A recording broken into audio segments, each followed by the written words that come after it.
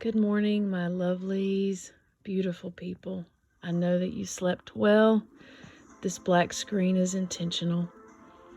This morning meditation and motivation is meant to be listened to before you ever get up out of bed, before you start your day, because the first thoughts you have every morning set the course of your day, whether you realize it or not. So this morning, I want you to take a deep breath in through your nose and out through your mouth, as if you were blowing through a straw. In and out. In and out. Keep doing that, and I'm going to tell you why we do that, okay?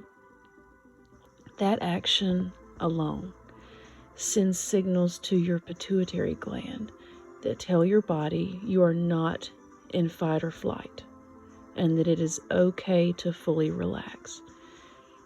This is a trick that my therapist taught me many years ago, and it really does work. Think about it. Our bodies are hardwired for survival.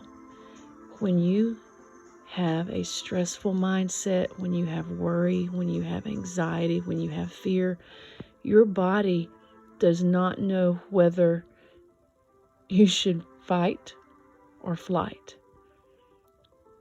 But the one thing that you can't do if you are faced with an actual danger is to breathe slowly and calmly in through your nose and out through your mouth. So when you do that, it sends those signals to your pituitary gland. It sends the chemicals through your body to let your body know that we are not in actual danger. We don't need to fight. We don't need to run. Everything is okay. So when you do this, I want your stomach, your tummy, to expand when you breathe in.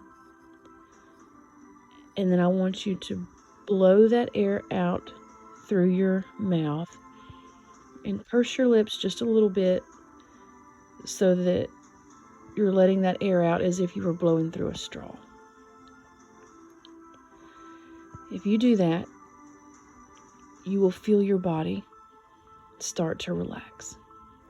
You may even get a little bit dizzy because your body's not used to that amount of oxygen. But you will get used to it, and it does help. So I'm going to tell you something else that's amazing about how our body works. So depending on whether you think positive, affirming thoughts or negative, defeating thoughts,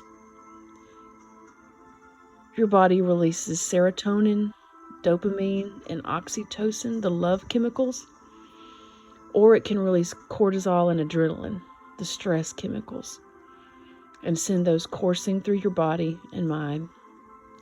So, you, my friend, must be intentional. You cannot leave your thoughts to chance or randomness. No, you must be the master of your own thoughts. The Bible says, as a man thinketh, so is he. It also says, out of the abundance of the heart, the mouth speaks. But then here's the catch. It says that life and death are in the power of the tongue.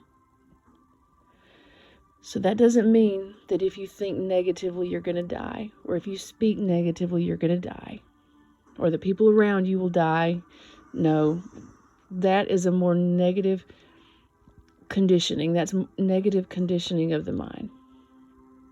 Okay, that's things that we have been conditioned to think that it's doom and gloom and punishment. No, that simply means that you control how your day is going to go with your thoughts, and by proxy, how your life is going to go.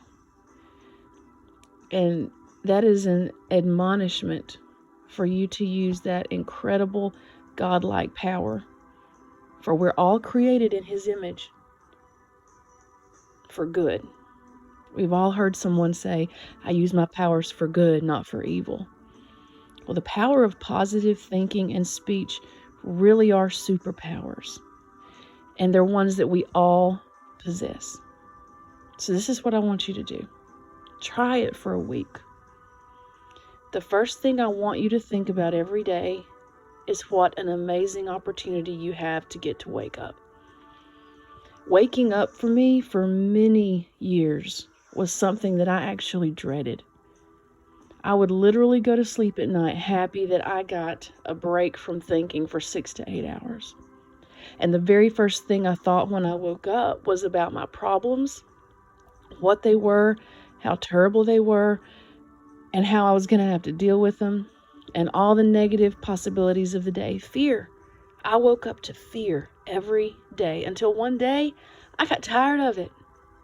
I fell out with it. I got sick of my mind running me, and I decided to run my mind.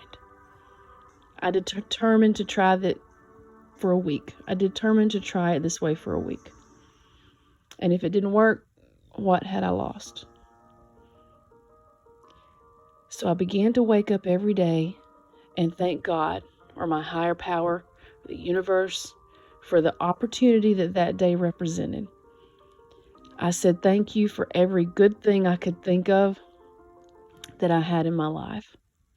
Then I said thank you for the grand opportunity that today represents. Waking up means that you have another 12 hours full of possibilities, unexpected twists and turns, adventure, maybes, and what ifs. Go to any hospital in the country and ask the people there what a gift a day is, what they could do with just a few more of them. When one moment can change your entire life. And the day is full of moments. So instead of condemning yourself and your moments before you ever get up out of this bed, you have to fill those future moments with light, with positivity, with hope, with expectation. I'm going to preach at you for just one more minute this morning because I can't help it. Jesus said, I am the light of the world, and a city hid on a hill can't be hid. He said, I came so that you can have life and have it more abundantly. What he and so many great teachers of the ages have been saying is life, vitality, possibility, hope, salvation, all begins in your mind and your spirit. So many of us are afraid to expect good things because we're afraid of disappointment. But what if, just what if, that mindset is what actually draws those negative experiences to you? What if it's set up that way? What if there's something to this whole law of belief and law of attraction, and somehow that what you think about finds its way to you? Wouldn't you be more mindful about your thoughts? Wouldn't you be more intentional if you knew that you were shaping your world with your thoughts? Remember, the Bible says, as a man thinketh, so is he. How could he have said it any more plainly, y'all? It's been there the whole time. So once I learned to be thankful for what I had and the opportunity of today, then I began to think about what I wanted my life to be, where I wanted to go, and what I wanted to do, what I wanted for the people I love and for the people around me. And I thought about those things in detail. And I began to be thankful for those things in advance. I imagined how I would feel and what I would say and what I would do if those things were a reality.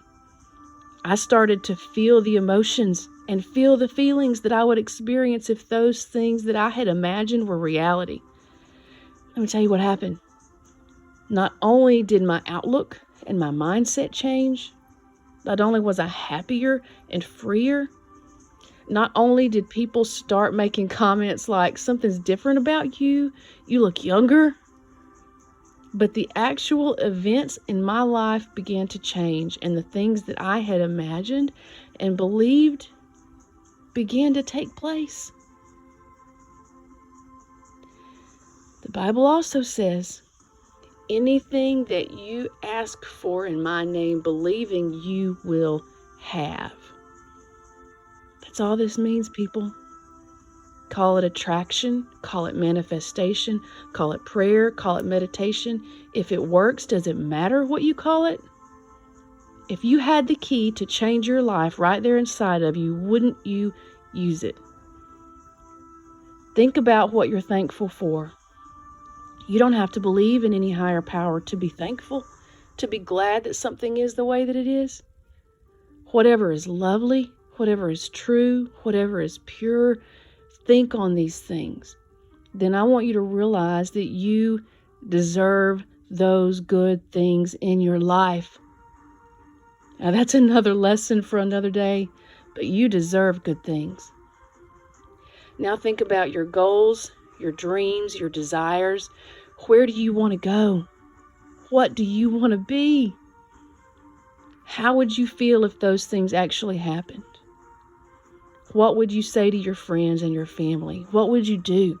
Feel the emotions associated with those things. Now, I want you to think of one small step that you could take to move yourself in the direction of those things. I don't care how small it is. I mean, it can be minute. It can be minuscule.